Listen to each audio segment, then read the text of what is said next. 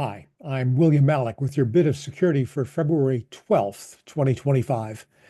To quote Bob Weir, look out, because here comes some free advice. There was recently notification of a breach involving PowerSchool, and I want to talk about that, and I want to give you some hints and tips for the home user. Nothing deep, complex, troublesome, but some things I think we all need to be a little bit more aware of. So I'm going to start by relating a story. I heard this from the guy who actually was the fellow working at the bank. He got an email from a friend of his who happens to be an assistant to finance director at a manufacturing company. And the assistant sent him a note saying, "Hey, Fred, uh, great job that your son did on soccer last weekend. Looked really sharp on the field. Say, that invoice that we posted has been kind of hung up and it's getting towards the end of the quarter. Could you get your people to push it through?" That was the email. There was some, invoice information attached. And so Fred said, sure, yeah, haven't heard from Joe in a while. Nice that you remembered that game. So he forwarded it down to his contact in the treasury side of things. And they called him back a few minutes later and said that account number was invalid. And so Fred said, "Invalid? That's not like Joe." So he called his buddy up and said, "Say, the account number you sent me was invalid." And Joe said, "What account number? What are you talking about?" The bad guys had used LinkedIn to identify pairs of people who had complementary jobs. Very big bank in New York, big manufacturing, pharmaceutical, whatever, New Jersey. There's going to be a relationship there. And then they went to Facebook and they looked for information about these individuals until they could establish that the two people had a relationship. Crafted an email, and off it went. If they hadn't mistyped the account number, that 5 million bucks would have been gone.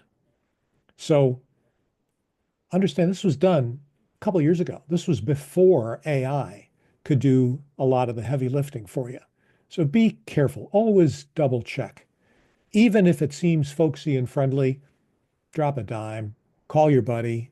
Is this really you? Are we really behind? So that's the first piece of advice. Next, protect your kids. The PowerSchool breach made available the records of 60 or 70 million current and recent high school students. Why is that a big deal?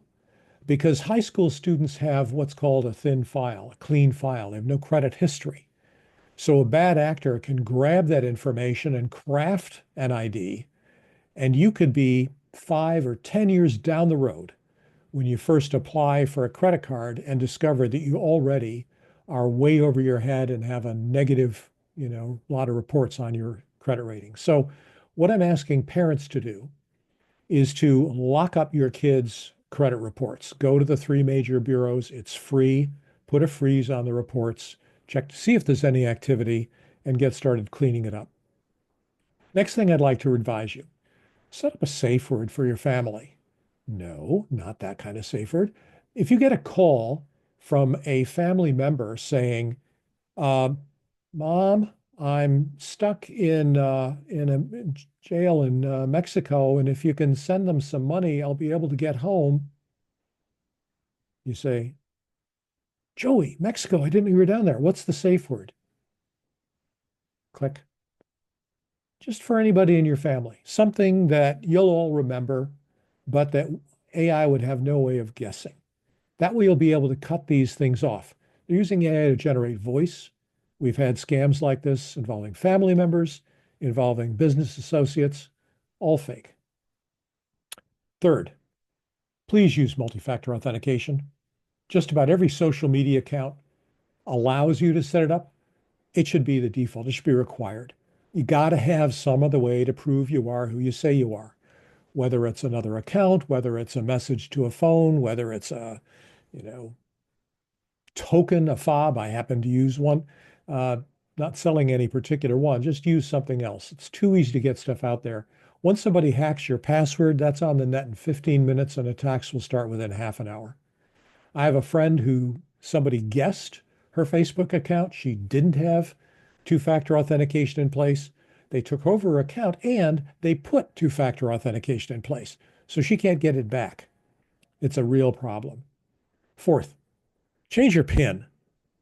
The 10 most common PINs include 0000, 1234, and 2580. 2580, if you look at your phone, you say, I see. Use a different one. The top 10 pins comprise almost 30% of all known pins. Again, too easy to get. And I've got a link in the text for this to a wonderful graphic as to how those are. Fifth, keep your software up to date and your hardware. Install firmware updates. Take a minute. You don't have to do it every week.